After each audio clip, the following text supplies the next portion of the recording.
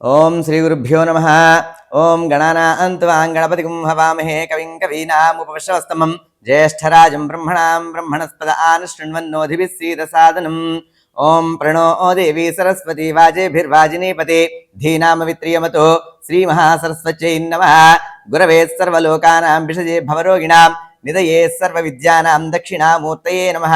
సదాశివసమారంభాం శంకరాచార్యమధ్యమాం అస్మదాచార్యపర్యంతాం వందే గురుపరంపరాం. శ్రీగురుభ్యో నమః. హరి ఓం. వాగర్ధావివ సంపృక్తౌ వాగర్ధ ప్రతిపత్తయే జగతః పితరౌ వందే పార్వతీ పరమేశ్వరౌ. శ్రీమాత్రే నమః. శ్రీమాత్రే నమః. అస్మద్గురుభ్యో నమః. శ్రీ మహాసరస్వత్యై నమః. ముందుగా శ్రీ గురుపీఠం వీక్షిస్తున్నటువంటి ప్రేక్షకులందరికీ కూడా శుభోదయం. ఈరోజు అనగా 27/7/2025 నుండి 2/8 అనగా ఆగస్ట్ 2025 వరకు కూడా మేషాది మొదలుకొని రాశి ఫలితాలు మీనరాశి వరకు కూడా ఏ విధంగా ఉన్నాయో తెలుసుకుందాము. ఆదిత్యాయ చ సోమాయ మంగళాయ బుధాయ చ గురు శుక్ర శనిభ్యశ్చ రాహవే కేతవే నమః.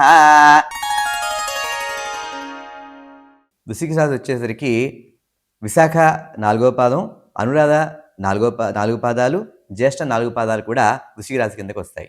వృశ్చిక రాశి వచ్చేటప్పటికి ఈ వారం వీరందరికీ కూడా వర్క్ లోడ్ అనేది ఎక్కువగా కనిపిస్తుంది. ఈ రాశిలో ఉన్నటువంటి అందరికీ కూడా కొంత పని భారం అనేది ఎక్కువగా కనిపిస్తుంది.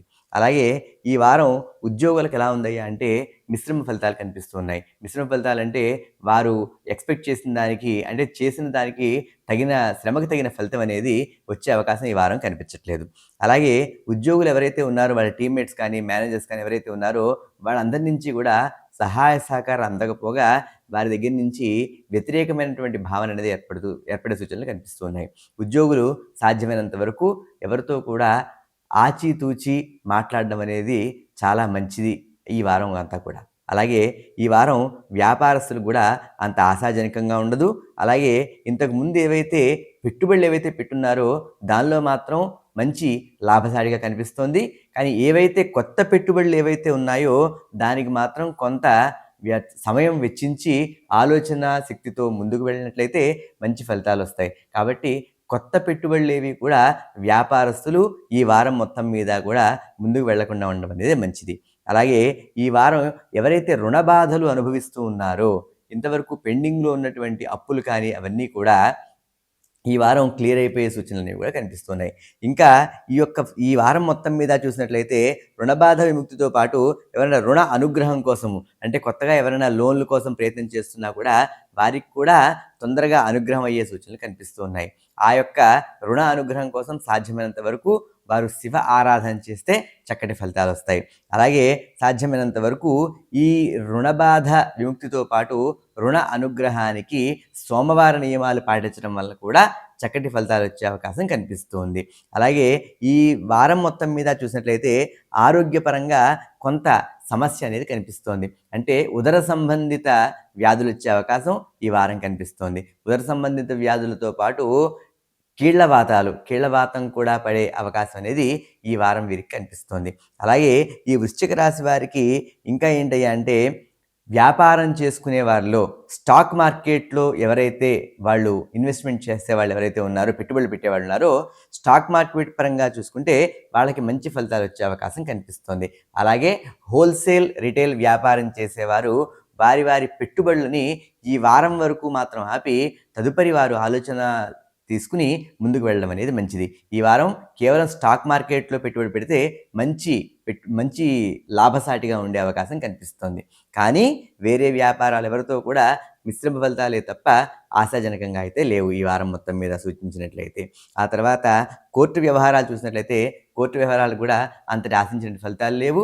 ఏవైతే కోర్టు వ్యవహారాలు అయితే పెండింగ్లో ఉన్నాయో అవన్నీ అలాగే కూడా వాయిదాలు పడడమే తప్ప ఎటువంటి ఫలితాలు కూడా వచ్చే అవకాశం కనిపించటం లేదు. అలాగే ఈ వారం మొత్తం మీద చూసుకున్నట్టయితే సంతానపరంగా కొంత ఆందోళన కలిగే అవకాశం సూచనలు కనిపిస్తున్నాయి. అంటే వైవాహిక జీవితం బాగున్నప్పటికీ కూడా వారి సంతానానికి ఆరోగ్య సమస్యల వల్ల కూడా కొంత ఇబ్బంది ఆందోళనకర సందర్భాలు వచ్చే అవకాశం కూడా ఈ వారం మొత్తం మీద కనిపిస్తోంది. అలాగే ఈ వారం మొత్తం మీద చూసినట్లయితే విద్యార్థులకి జ్ఞాపక శక్తి అంతా మెండుగా ఉన్నా కానీ ఉత్తీర్ణతా శాతం ఉన్నా కానీ వారు పొందేటటువంటి ఉన్నత విద్య కోసం ప్రయత్నం చేసే ప్రక్రియలో మంచి స్థానాల్లో వారికి సీట్లు వచ్చే అవకాశం అయితే కనిపించడం లేదు ఈ వారం మొత్తం మీద. కాబట్టి విద్యార్థులు ఎవరైతే ఉన్నారో వారు సాధ్యమైనంత వరకు ఆచి తూచి ఆగి కొంత సమయం తీసుకుని మంచి పంథాలు వెళ్ళడం అనేది మంచి ఫలితాలు ఇచ్చే అవకాశం కనిపిస్తుంది. కాబట్టి ఈ వారం కూడా విద్యార్థులకి అంత ఆశాజనకమైనటువంటి ఫలితాలు అనేవి ఏమాత్రం కనిపించడం లేదు.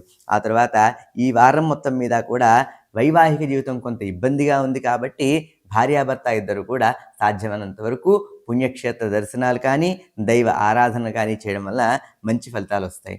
అలాగే సాధ్యమైనంత వరకు ప్రయాణాలు ఏవైనా ఉన్నట్లయితే కనుక ఆ ప్రయాణాన్ని వాయిదా వేయడం మంచిది.